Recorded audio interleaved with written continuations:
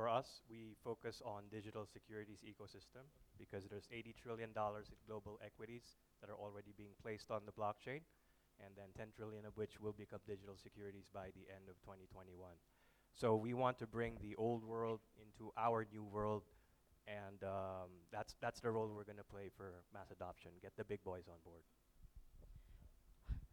One more, we've not covered it. So even just microfinancing, micro-lending, micro-investing for the as yet unbanked, that's going to be huge. You know, there's like about 3 billion plus unbanked people, and more we can bring those people into the fold, that's huge mass adoption right there. Right. We also have unbanked under our fintech and UBI, which I'm a huge fan of. Yeah, something that I've been starting to see, and I'll get into this more during my presentation, is a new model of a blockchain-based network company or a networked platform. And when I say a network platform, I mean just something like Uber, Airbnb, Upwork that connects a buyer and a seller, where the users who are actually creating the value at the beginning and are creating the network effect are earning tokens or earning some kind of stake in the future of the success of that company.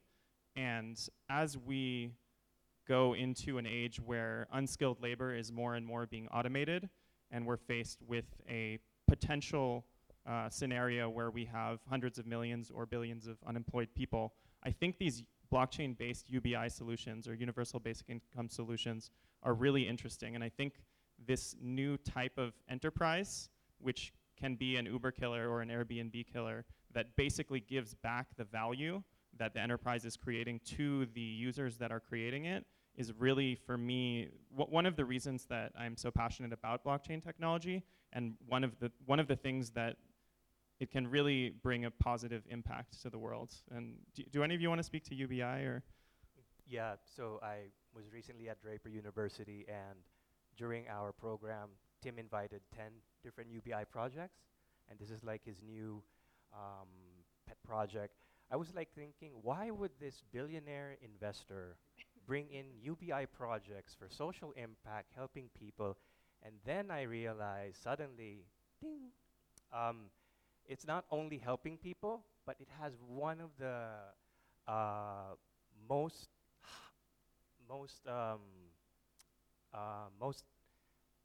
highly success rates for mass adoption. At the same time, that would drive up the token value, and would make the investor a lot of returns. So. Yeah, and I have a theory too that it's about saving capitalism.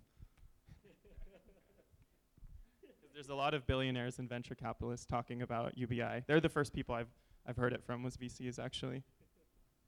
Well, yeah, back to Facebook coin then, and why they're marketing and the global coin in the areas that they're going to. But it's fantastic that it can create so much value for people that really need it. In talking about the big boys and working at an institutional level, I would love to hear from each of you if you have anything to share about how you see governments using blockchain technology. I know the China's One Belt Road Initiative is a really interesting one, if any of you want to speak to that. Transparent budget spending. Yeah, I'd love to hear from if you guys have anything to say about government use of blockchain technology. Yeah, so recently when we were at the delegation, that was my first point. I was trying to get a lot of sense of what kind of examples the Indian government has tried. So one thing, so you know, supply chain is definitely an area where blockchain adds a lot of value, and where the government is looking to do this is, so in the Indian government is focusing on something called as Ayushman Bharat, which is a healthcare, a huge healthcare inclusion initiative, right? And they're trying to, so whatever medications get delivered, you know, whatever sort of treatments happen, all of that they're focusing on putting on blockchain. So the first leg, the first smaller part that has worked in that sense is the one where they've worked with an IoT company to identify, you know, what products get expired when, and you know, they then cannot be included into the whole sort of public distribution of funds to that particular you know, sort of vendor or what do you say, healthcare provider that, you know, deploys that medicinal you know, sort of treatment. So that is something that Indian government is looking at, and I know they have found some positive initial value there. Awesome. Well, I can just speak to my current jurisdiction, which is the UAE. So Dubai and its smart city agenda, which it wants to achieve by 2021. You know, they're going all out on that, and they do have the financial backing to do so. So it's exciting to see what can happen when there is a lot of money to be put into it by a government. So, you know, you'll be able to do anything from pay your parking ticket, or obviously healthcare's on there. Absolutely everything you could possibly imagine, land registry, property. So I'm excited to see as that realizes itself what that actually means to live somewhere that is a full smart city. I'll let you know. For me, in emerging markets, I think we should go back to the basic and keep it simple. Start with identity and voting, and then scale up to different verticals from there. If any of you want to comment on China, I think that's a really interesting government approach to blockchain, and since we're right next door. I haven't followed that bit, but you seem to have followed the use case. Why don't you share about something? If All right, so yeah, and I'm no expert, but what I've been noticing is that the Chinese government is a big fan of blockchain technology, not necessarily decentralized cryptocurrencies, but the technology itself. And the One Belt Road Initiative is a really interesting example of that, which goes way beyond blockchain to really creating a global trade route with supply chain transparency at the middle of it, right? And if you're creating and building these tools, the infrastructure that the world is going to use to trade, that puts you in a really good position as a government. The other thing that is not yet kind of coming to fruition, but it seems that there is a digital fiat currency being created that will be an on-ramp to the world of virtual currencies. And again, this is a really interesting approach to how to control and regulate the gateways to the world of decentralized cryptocurrencies, and still not stem the innovation and the benefits that can come.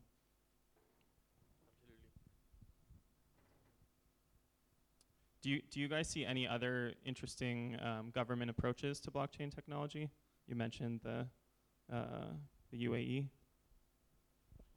Well, yeah, obviously they're really making a strong bid to be a fintech hub, and this is one way to do it, certainly. I think the smart city use case is also really relevant. India has not been able to, or I think there have been suggestions from the community for sure. I've seen some of the members reach out uh, for me to contribute onto their smart city research, but definitely, so for example, Outlier Ventures is going big on the convergence theory that Nathan was talking about, right? So smart cities are definitely the perfect area, and India has a mandate of 100 smart cities, and the expenditure has to have create infrastructure for about. So the idea is to get tier 2 and tier 3 cities to the same level as the tier 1s that we have today.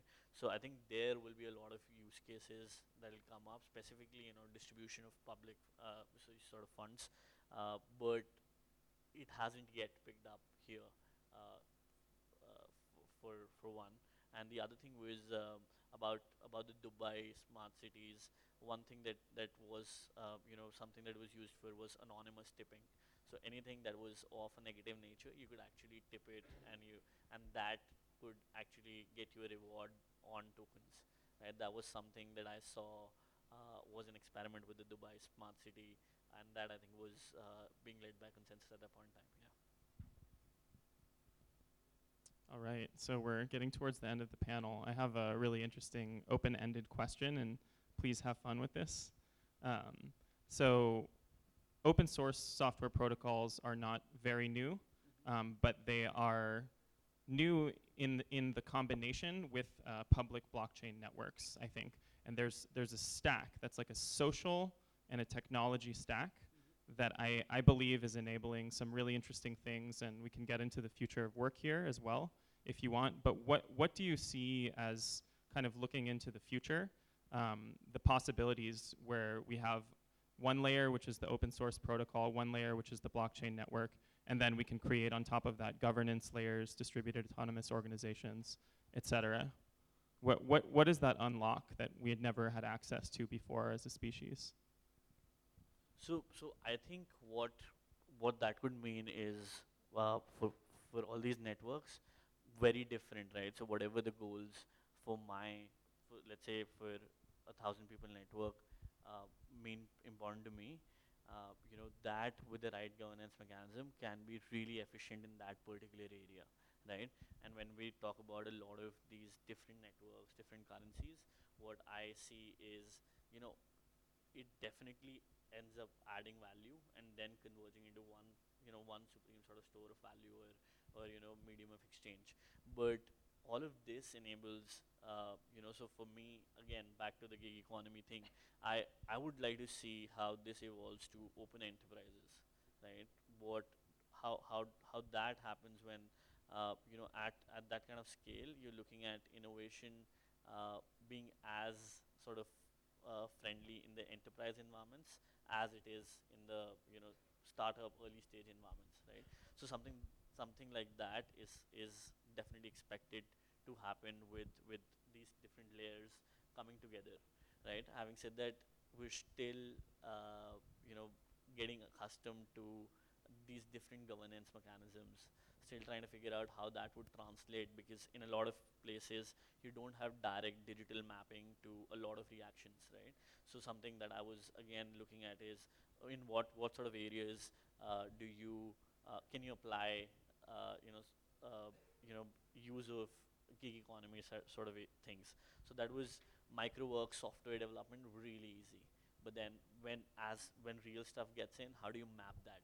And you still need those human interfaces there, and then you can have different sorts of mechanisms to enable the individual to do the right thing, right? If we see that, I think it's going to be even more wonderful use cases coming in. It'll open up from only the tech savvy things, the first things that you do on your computer, to the other ones that you look forward to doing in your real life. When it comes to issues around governance and sovereignty, I really like what, say, BitNation and Lieberland are doing, which is, I know Jessica and David know those folks really well, and what that can mean just for, global sovereign nations, as it were. That's really exciting, and I'm keeping an eye on all that.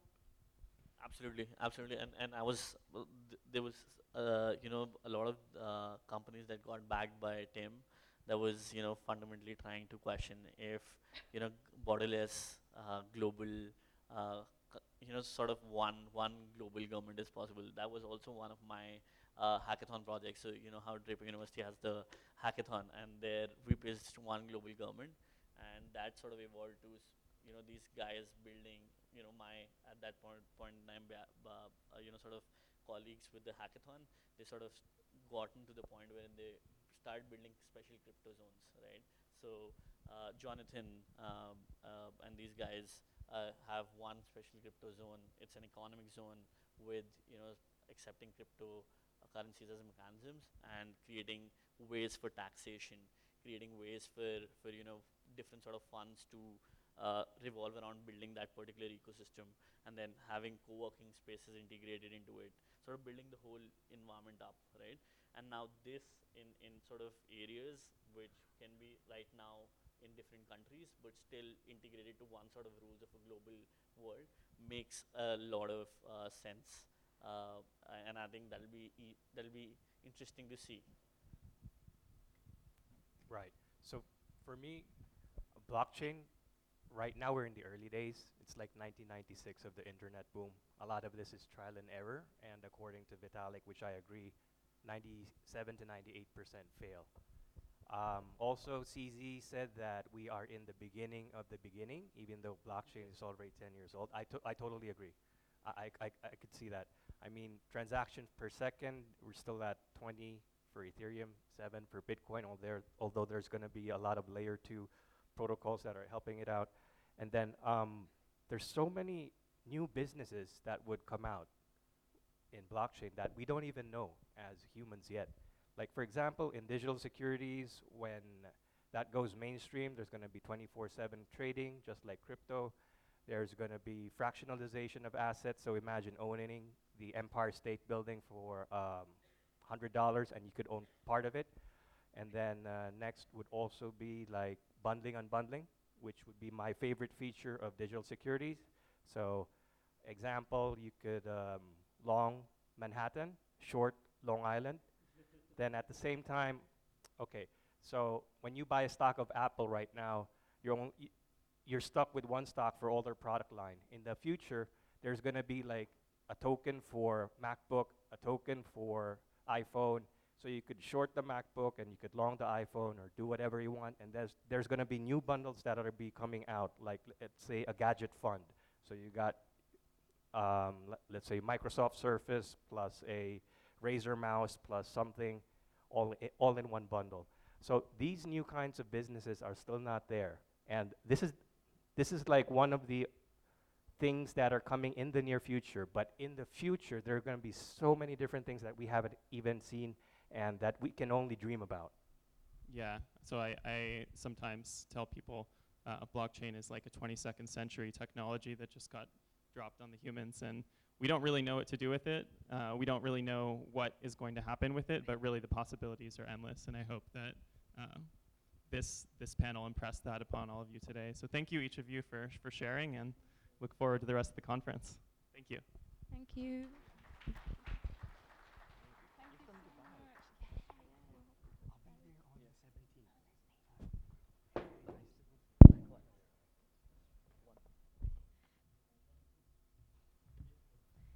Thank you so much. Oh, take a short photo. Me as well? Oh no, just you guys. All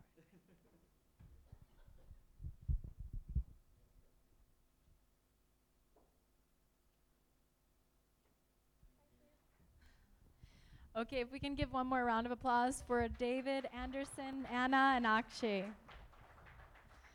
Thank you so much for those insights.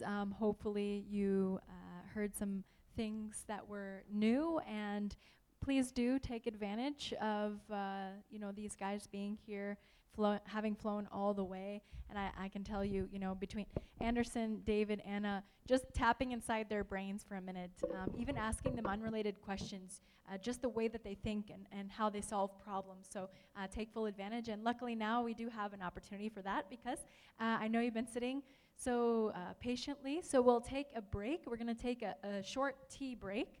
I'll just check the time now. So yes, we'll have a 15-minute tea break. So it's 11:15 now. If you'll be back sharply at 11:30, we will be starting with the next panel, which is about public and private blockchain. So a lot of you will want to hear this talk, because if you're running a business, if you're considering jumping into blockchain, you'll want to consider what's better for you, which blockchain should I jump on, should I talk about private. So they'll be talking about the pros and cons of each, and also a model called consortium. So that'll be a fantastic talk. So 15 minutes now, tea break. You can come here. We have some tea for you, and the restrooms are just out there. We'll see you back in 15 minutes. Thank you.